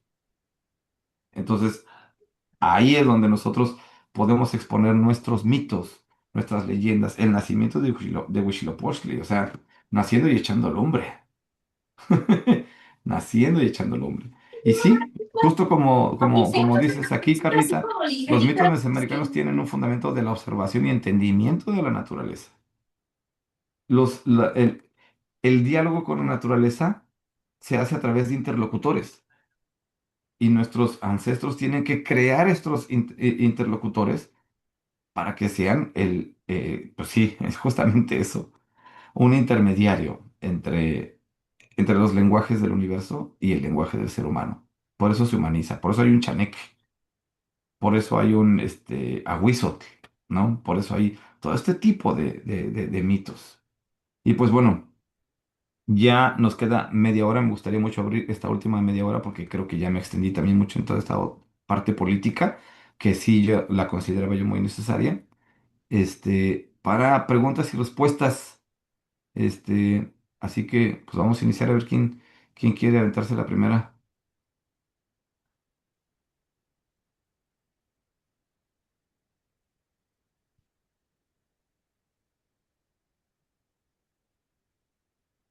Aquí, yo creo que esta es Carlita también. Dice algunos mitos específicos que todos debemos saber como base para nuestras guías. Exacto. Bueno, para mí, mito específico sería, por ejemplo, vamos a ir a Teotihuacán, el nacimiento del quinto sol. Ese es un must. Ese de a Wiwi, dicen en mi pueblo. Si vamos a dar Tenochtitlan, obviamente, pues el éxodo, ¿no? De los Mexitín, la tira de la peregrinación, que en parte es un relato muy completo de hechos, es una narrativa de hechos históricos, y tiene unas cuantas cuestiones míticas por ahí, pero es muy preciso, es casi, casi, casi que no es un mito. La migración de los aztecas, ¿no? El éxodo de los Mexitín hacia la Gran Tenochtitlan, la fundación de la Gran Tenochtitlan. Otro, si por ejemplo vamos a ¿qué será? Pues a la Basílica, ahí está el mito de Juan Diego. Si vamos a la Basílica, checarnos el mito de Juan Diego. Si vamos a dar algo de edificios coloniales, tener La Llorona, porque esto nos cubre ya ahí la idiosincrasia del México prehispánico, su crossover hacia lo que sería lo colonial y su actualización hacia lo que es ya la cuestión urbana de La Llorona hoy en día, ¿no? Que se aparece en el barrio y etcétera, etcétera. Entonces, esos son otros de los mitos. Yo les recomiendo mucho que expongan mucho mito moralista, la cuestión de los chaneques. ¿Por qué? Porque estamos en una época en la que de verdad que tenemos que compartir y educar a nuestros hijos, a nuestra niñez, con un respeto y un valor por la naturaleza. No somos tan poderosos para acabar con la tierra, pero sí somos lo suficientemente poderosos para acabar con la especie humana y otras junto con nosotros. Entonces, la utilidad de un mito, en estos casos un mito moralista, está justamente en homogeneizar el respeto por el entorno. Entonces, ahí recomiendo mucho estos mitos acerca de los chaneques, estos mitos acerca de los aguizot, etcétera, etcétera, ¿no? La culebra de las aguas, este, no sé, todas estas advocaciones de mujeres poderosísimas que también tenían sus momentos de castigo. Y esa parte me gusta mucho en la mitología mesoamericana. Todos los dioses eran buenos y eran bien cabrones, eran de ambas, no voy a decir que eran, eh, como dicen hoy en día, polar, sino bipolar, no, no eran bipolares, eran muy balanceados, o sea, tú hacías enojar a Tezcatlipoca y cuidado, tú hacías enojar a Xipetotec y era Tlacaxipehualistli y te pelaban el pellejo y se lo ponían a un jovencito, ¿no? Entonces creo que eh, a ver, aquí dice, el mito de Ishneshli, hay que leerlas con mucho filtro. Sí, pongan esta cuestión del filtro de decolonizar en todos los mitos que sean prehispánicos, porque va a haber mucho ingrediente que los frailes pusieron a modo de que sirviera como herramienta de evangelio, de evangelizar. ¿A alguien más les gustaría agregar mitos que sean buenos para las Profesor, guías? Ah, Mito adelante. Huache. eh, les iba yo a comentar, a nosotros como guías de turistas tenemos que tener mucho cuidado con esos mitos. Yo les recomiendo un libro que se llama La religión secuestrada y habla sobre los mitos de la Basílica de Juan Diego y la Virgen. Entonces, porque hay mucha gente que viene del extranjero, hasta de Europa, ¿no? Pueden ver que se bajan del avión y llévame directamente a la Basílica de Guadalupe. Entonces, nosotros como guías de turistas, para hacer un papel profesional tenemos que tener mucho cuidado en tocar esos temas, aún ya teniendo nosotros el conocimiento, ¿no? Entonces, me gustaría, es un libro, lo pueden bajar, es gratuito, se llama La religión secuestrada, no sé si ya lo leyó usted, profesor, pero está muy bueno porque trae pruebas científicas también, ¿eh? Entonces, Genial. pues ahí les mando ese dato. La religión secuestrada. Súper Gracias. agradecido, Armando. Sí, aquí aparece AD, está abreviado. ¿Cómo manejar la situación con un cliente que cree y quiere esos mitos mesiánicos? No, pues claro que sí. Primero que nada, el cliente tiene toda la razón, el cliente. Yo tuve hace un medio año más o menos un visitante de España, imagínense, ¿no? Yo bien mexicanista y me llega este amigo de España con algo de poder económico, entonces viene con cierto, sí, con cierta soberbia, ¿no?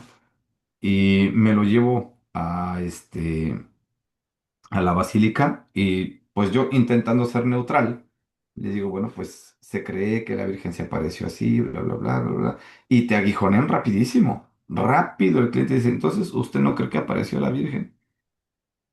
¿O usted es de los que cree que la aparecieron? Y entonces una forma en que yo encontré de librarme de la situación, puede decirle, yo más bien creo que la Virgen aquí y en todo lugar es necesaria porque un pueblo no puede andar sin madre. Y con eso estuvo él feliz, porque no fue una manera de darle el avión, pero tampoco fue una manera de negarle que nosotros estamos en el entendido de que fue un mito y que ese mito fragua la identidad de la colonia. Entonces, pero al mismo tiempo es una necesidad el tener esa imagen ahí. ¿Por qué? Porque ese cerro tenía milenios de tener, de estar siendo este servicio de rezo, este servicio eh, de agradecimiento y de reciprocidad por la naturaleza. Aquí Carlita, que es toda una supermaster, ya encontró el PDF en script de la religión secuestrada de celibato y oración. A ver si nos lo regala en la pantalla, creo que ya lo está poniendo ahí. Ajá. Sí lo alcanzan a ver todos, ¿verdad? Ahí está la opción que mencionaba Ahorita les compañero. consigo la liga donde lo puedan descargar y lo voy a poner Sí, aquí en el chat. sí, Gracias, sí, Carlita. Con mucho Exactamente ese gusto. es el libro, La religión secuestrada. claro. Es, De hecho, también podría ejemplificar, existe un libro muy antiguo que se llama De la Tonantzin a la, a la Virgen de Guadalupe, también, en donde es muy, muy interesante ese uso que hicieron los españoles para involucrar con ciertas cosas a los prehispánicos, a la religión católica, y también aquí lo mencionaron en el chat, ¿no? Una sí, película muy buena que se llama La Otra Conquista, que ajá, para muchas personas podría sonar un poco aburrida, pero es muy interesante cómo hacen uso de muchos factores de la religión politeísta de los prehispánicos hacia la religión católica, y donde los cuestionamientos del por qué adorar a un Dios que fue martirizado, que fue golpeado y que de alguna manera humillado, por qué creer en él cuando todos los dioses prehispánicos son victoriosos y son todopoderosos, ¿no? Es muy, muy ahí, interesante esto, algo que yo también claro, las podría, figuras heroicas. exacto, en donde que yo podría recomendar, y que en verdad es muy, muy, muy interesante. Sí, ahí está la otra liga de la Tonantzin a la Guadalupana, buenísimo. Y yo les recomiendo también, así como están estos mitos en los cuales ya tenemos cómo defendernos en cuestión de lo religioso, porque siempre va a haber este tipo de clientes, también hay quienes dicen, es que yo quiero saber lo que había antes, ¿no? Yo les recomiendo la lectura del maestro Alfredo López Austín, que se llama Los mitos del Tlacuache. También en un principio, si no somos muy adeptos a la antropología, él maneja un lenguaje muy antropológico en gran parte del libro, pero la otra parte nos abre la mente al entendimiento mesoamericano y es buenísimo. Y creo que también está gratuito en PDF este libro de los mitos del Tlacuache, está súper recomendable. Y lo que estamos ahorita logrando con esto, pues miren, ya está saliendo una bibliografía interesante aquí. Échenle un vistazo a los mitos del Tlacuache, les va a gustar un montón, un montón, un montón, un montón. De hecho, una recomendación y un tip que nos planteaban los guías de antaño, ¿no? Los guías viejos que desgraciadamente muchos han fallecido, decían que no meterse a debatir con el cliente en temas Jamás, de religión, políticos y fútbol. Era lo que claro. tradicionalmente decían, y lo que yo considero muy sano es que nos recomendaban estos guías súper experimentados el decir, bueno, según el autor fulano de tal, para Exacto, no polemizar, dice exacto. esto. El, el autor fulano de tal en tal libro dice tal, usted Ajá, maneje lo que crea, pero yo estoy basado en información, en información verídica de tal, profesionales, bueno, pues ya lo dejo a su criterio, ¿no? Y así no meternos en camisa de once varas a, a, exacto. a entrar en una polémica con el cliente, porque sabemos que el cliente siempre tiene la razón, ¿no? Nunca hacerlo personal, nunca, Así nunca, es, nunca, nunca. así es, así es. ¿Alguien más quiere abordar algo? Pues también como un evento social a nivel mundial, el día del cumpleaños de la Virgen de Guadalupe, ya que es muy reconocido por tanta gente que viene a visitarla. Sí. A ver, aquí, ¿cómo es que conectamos esto con la cuestión de los mitos y con la cuestión de abordar al cliente? Mencionarle acerca del poder de convocatoria que tiene la Virgen, eso sí es un hecho. Y exactamente el poder Eso de no es un convocatoria. mito. No, Eso no es un mito, ¿eh? no, pero yo lo que digo es para cuando en ocasiones se llegan a tener en ocasiones un poco de rigidez con el cliente, Ah, nada sí, más llegarse al hecho de no religión, sino fenómeno social, el ujú, cual, el cual es a nivel mundial y claro. eso no se puede debatir, es algo que no lo puede debatir el cliente. Hay 22 millones de visitantes cada año a la Basílica de Guadalupe y 12 millones de estos visitantes, o sea, el 60%, están entre el 8 y el 18 de diciembre. O sea, durante 20 días, más de la mitad de sus visitantes a la Virgencita le van a llegar. Eso no es mito. Ahí hay una función social, ahí hay un fenómeno social, ahí hay una necesidad que se está cubriendo. Y ahí te proteges con el cliente para que Claro, ya no se sienta claro. ofendido. Para nada, porque tú le puedes decir, Imagínese usted, usted puede creer o no puede creer en la Virgen, pero si usted quiere ver, véngase el 12 de diciembre y ahí me platica qué es lo que ve, para que vea qué cantidad de gente viene y le celebra a la Virgen. Es una manera muy rápida de conciliar el conflicto. Bien bajado ese balón. ¿Alguien más quiere agregar algo? Son ya 18 minutos para que tengamos que cerrar Yo creo que el chat. Y sí aguantamos todavía más preguntitas, ¿eh? Pero hay que aprovechar este tiempo que gracias a Carlita con toda esa experiencia que tiene ahí acercándonos las fuentes y las láminas y todo, nos obsequia. yo creo también quiero puntualizar que a más de uno de nosotros, mucha gente que viene, a mí en lo personal me ha tocado que traen ese mito todavía de los edificios sagrados que tenemos en Mesoamérica y todo eso. Muchos de ellos traen la idea, ¿no? De que a mí me han preguntado directamente, oye, ¿tú crees que los extraterrestres construyeron estos edificios sagrados y todo eso? No sé si a alguien le han preguntado eso de los que nos dedicamos al turismo. Uy, todos hemos pasado por ahí. Los que han estado conmigo en in situ, que intentamos acá en Cuicuilco, y los que en alguna manera tuvimos oportunidad de compartir guía, ya sea en Teotihuacán o en otro lugar, saben que me gusta mucho guijonear esa parte. Primero que nada, estoy seguro que hay vida inteligente en el universo. Eso no está en tela de juicio. Esa Perdón, vida, ajá, una Tepoztlán, Tepoztlán, Tepoztlán, ya sabe que dice que ahí hay muchas naves y todo esto, es y también famosísimo. se le pica ¿cómo te diré? Se le pica la curiosidad al cliente para que vaya a Eh, visitarla. sí, sí, sí, sí. Está Tepozotlán, está la zona del silencio, importantísimo la Peña de Bernal. Y algunos sí tienen una infraestructura turística interesante, ¿no?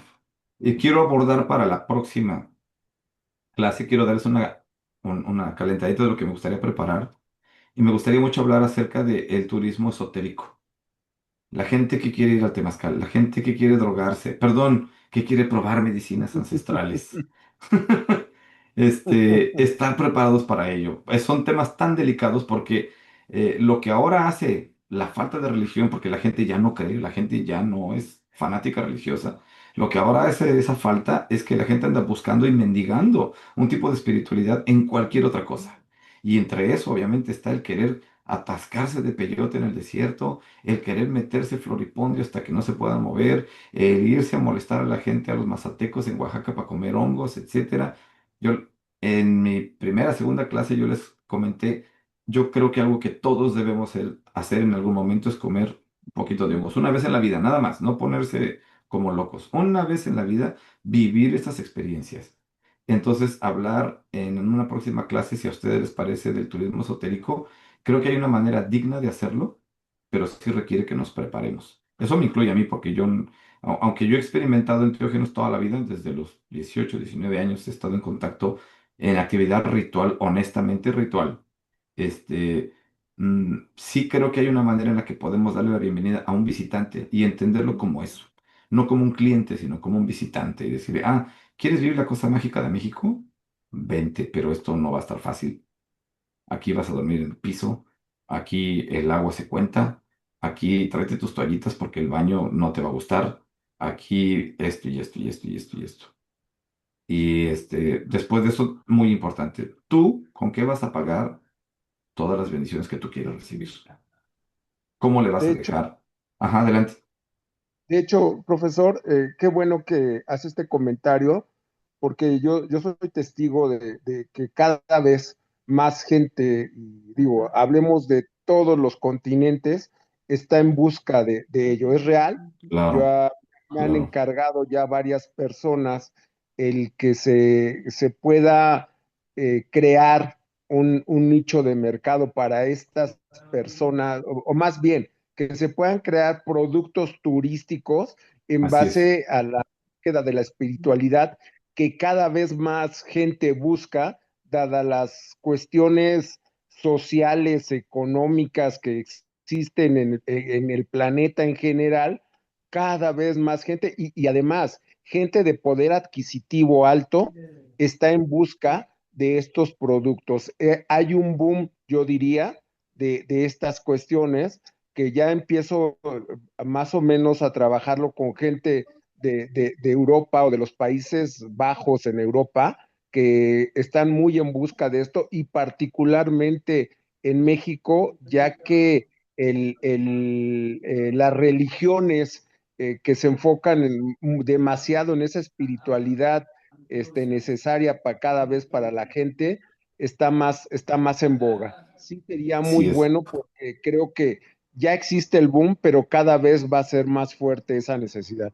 Esto no se va a parar porque la obsolescencia de las figuras religiosas ya tiene unos 30 años, 40 años, que tomó posesión de la narrativa social. Hoy en día ya la gente no habla de Dios.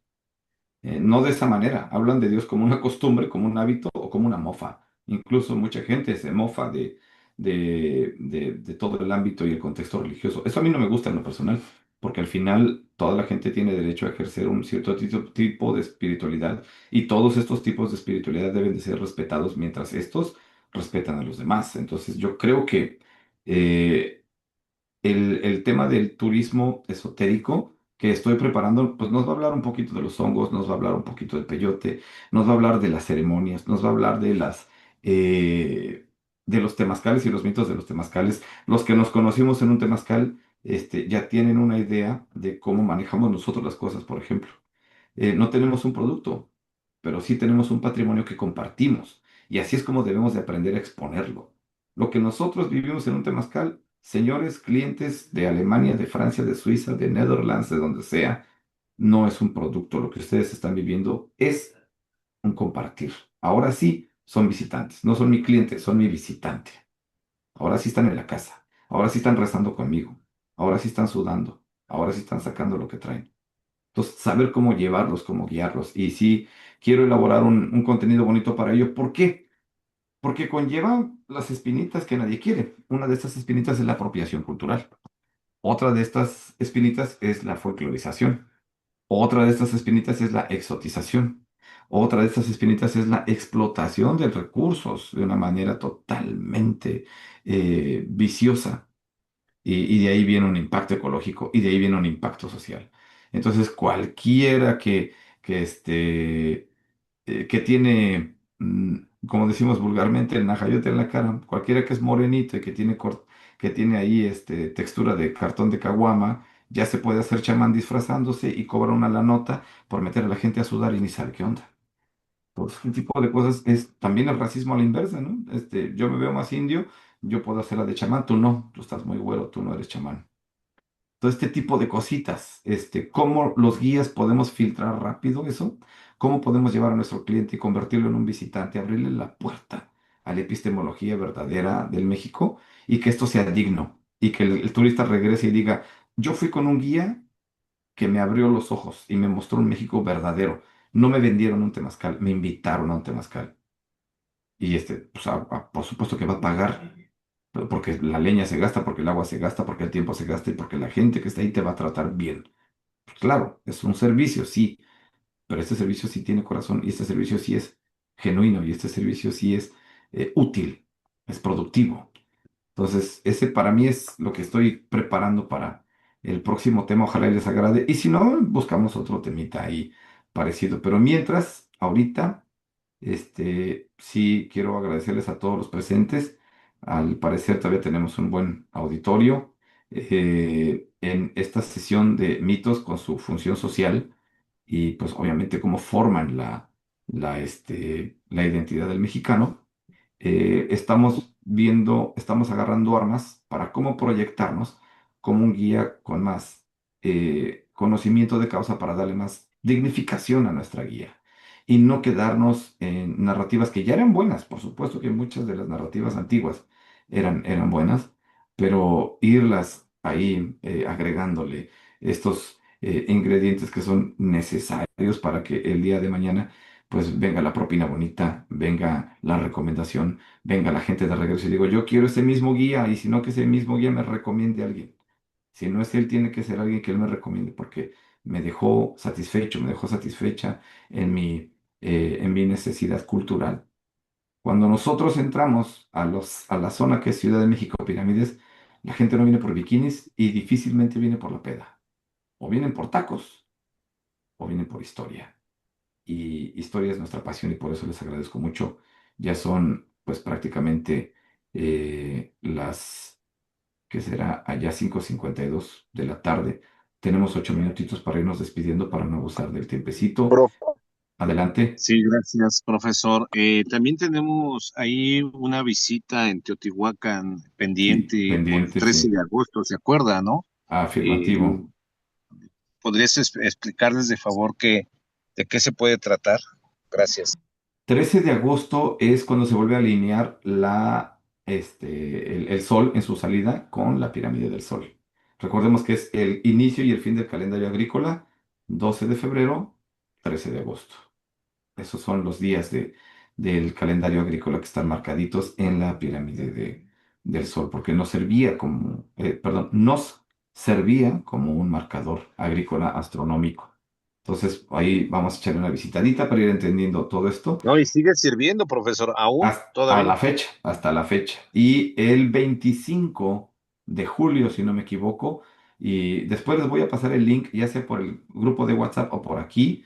Es muy probable que los que querramos conocer a Carlita, es muy probable que venga. Va a estar el segundo paso cenital por las cámaras equinocciales de ahí de Teotihuacán. Estaría genial que algunos de nosotros fuéramos y viviéramos la experiencia del sol iluminando la estela teotihuacana como marca el segundo paso cenital, para que entendamos la magia de la precisión al segundo que tenían nuestros abuelitos mesoamericanos para entender el tiempo. Eso sería la evidencia física. Ahí ya todo lo que yo les platique de arqueastronomía, todo lo que yo les platique de la maravilla de calendarios o lo que sea, todo eso en unos 30 minutitos se convierte en un fenómeno que dices, esto es mi gente, esto es lo que yo le quiero presumir al mundo ahora que soy guía, tienen que saber de esto y voy a agarrar un pedacito de video y después se los voy a presentar. O si algún turista cae en esas fechas, ya sé, señor, usted le tocó la de suerte, nos vamos a ir a ver el paso cenital, ¿no? Entonces, entender esas situaciones también, vamos a dejar el link ahí a la mano porque para eso ya nos faltan pues escaso un mes, un poquito menos de un mes. Y ahí estamos invitados por parte de Lina, un servidor de ustedes, para musicalizar el evento. Y va a estar el maestro Arturo Montero haciendo exposición respecto a pasos cenitales. Muy probablemente va a estar también Alan González. Y pues a ver cómo nos va. Estos arqueastrónomos son de talla muy buena. ¿Alguien más quiere agregar algo antes de que se nos acabe el Zoom? Yo, profesor, yo solamente quiero agradecer la permanencia de mis compañeros, que de alguna Gracias. manera recomienden esto que están viviendo con usted, que nos hace el favor de impartir, de dar a conocer todo esto que para muchos podría ser, es nuevo porque no se había visto explicaciones desde estos ámbitos o no es común escucharlas o aprenderlas, ya que siempre se nos manejó el lado oficial de muchas de las cosas, el lado acartonado de muchas de esta información. Creo que esto nos da un nuevo enfoque para mostrar lo ya mostrado, como es Teotihuacán, como es Cuicuilco, como son todos los sitios prehispánicos que ya estamos acostumbrados a visitar, pero dado bajo otro enfoque, es una nueva manera de tomar todo esto y de mostrarlo al extranjero, que también es una manera de actualizar esa información hacia el cliente que viene por experiencias, viene por enfoques diferentes a lo tradicional y que usted nos está aportando, profesor, y que tenemos que retomar todo ello o tomarlo. Entonces, a los compañeros, espero se den cuenta del esfuerzo que está habiendo en todo esto, de una manera gratuita para ustedes y que en algún momento lo puedan recomendar a todos los compañeros ahora que Armando tuvo a bien enfocarlo hacia todo el gremio que está en el chat general de la organización y que lo aprovechen verdaderamente porque son grandes esfuerzos los que se están haciendo y muchas gracias por estar aquí, muchas gracias por interesarse en seguirse capacitando y sobre todo con este gran profesor que tenemos actualmente. Muchísimas gracias, gracias, gracias. Se siente bien bonito. Adelante.